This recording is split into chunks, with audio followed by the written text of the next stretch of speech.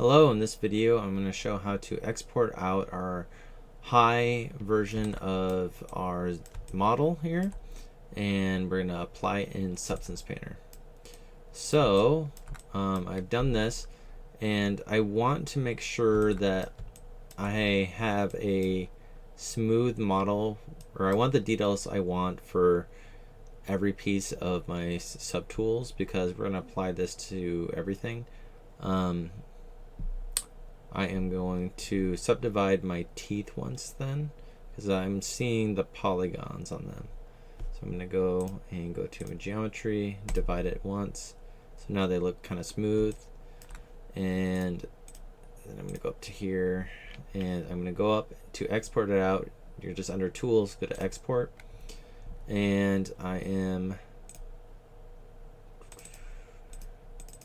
going to save this next to my other one. So I already did this before, but I'll do it again. I'm going to name it skull_high. Replace. And my pop-up for this is off screen, unfortunately. Actually, let me pause it for a second. Okay, so I just took a screenshot of it. Of the pop-up that comes up when you export. So I set it to all because I want to get all my subtools, and then pretty much I turn off everything and I just have bin on, and then I just hit OK. And it will probably take a good amount of time depending on how many pixel or how many active points you have. So if this crashes, make sure you save before you do this. Actually, save as ETL by going to save as and save that, because this, depending on how many active points you have, this could crash your scene. It could, you might not be usable in Substance Painter. So just take some precautions there before you export out by saving. So I'll pause it while that's happening. Okay, so it says it's done. Now I'll open up Substance Painter. Okay, so I'll close that out. So I'm going to create a new project. So I'm going to go File, New. And we are going to go into Arnold. So I'll be using the ASM PBR metallic roughness. That's good. And document resolution to 4K. The normal map, we want to set this to OpenGL. That's what Arnold likes to use. And then everything else should look something like this. Yeah. So now I'm going to hit select. And I'm going to find where I'm going to bring in my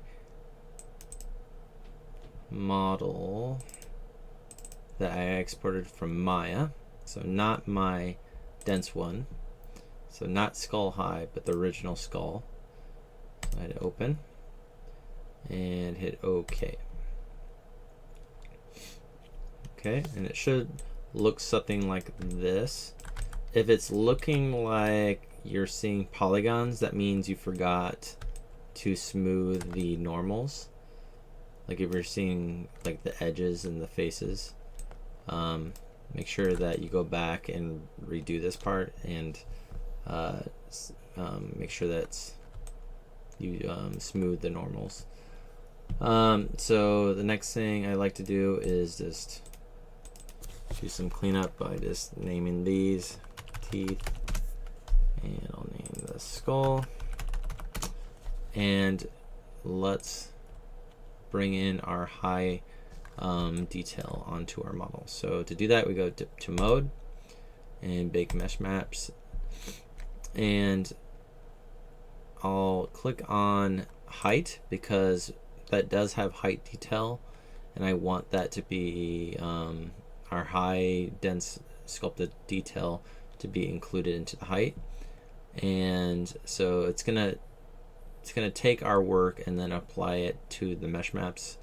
So I'm going to change the output size to probably 4K, maybe 8K, but we'll try 4K. And then up right here is the high poly parameters. This is where we can click on that and select your high version, hit open. And depending on how deep you're cutting in or how much you're raising up, this number here, the max frontal distance and the max rear distance, is the like the bounds. So if your detail is being cut off, then this needs to be bigger in distance. So I'm going to do bake selected textures and see what I get. Usually I just fix on fail for those kind of things, so when I see an issue I fix it instead of preempting, because it doesn't take very long to bake these.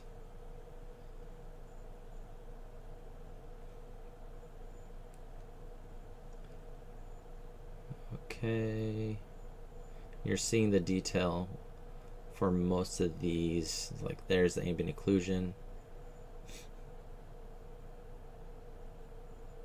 Okay, so now I can go to return to painting mode, and now I see my cool detail on my low version.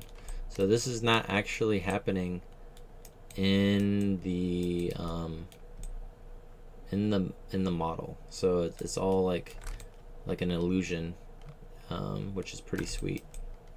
So I'm seeing some issues right here, so I might try to go a little bit deeper for that. So I might go back, go to mode, go to bake mesh maps, and I can try doing a rear distance, like bringing that number up,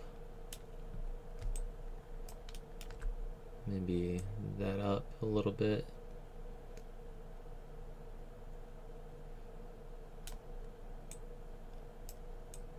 Yeah, maybe go up like that. And then I will try it again and see if that's any better.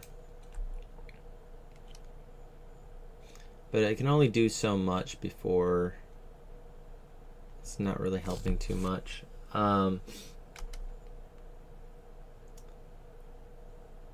So there's only so much you can do with this kind of fake that normal maps are affecting or doing on your model.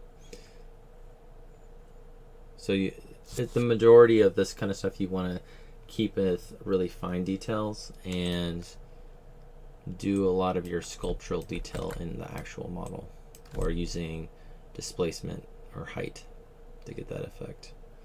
So it's a little bit better, it seems like, but I'm okay with that. So I can just hover over and see all these little bumps and stuff I added in, and it looks pretty cool. Cool. I'll see you in the next video.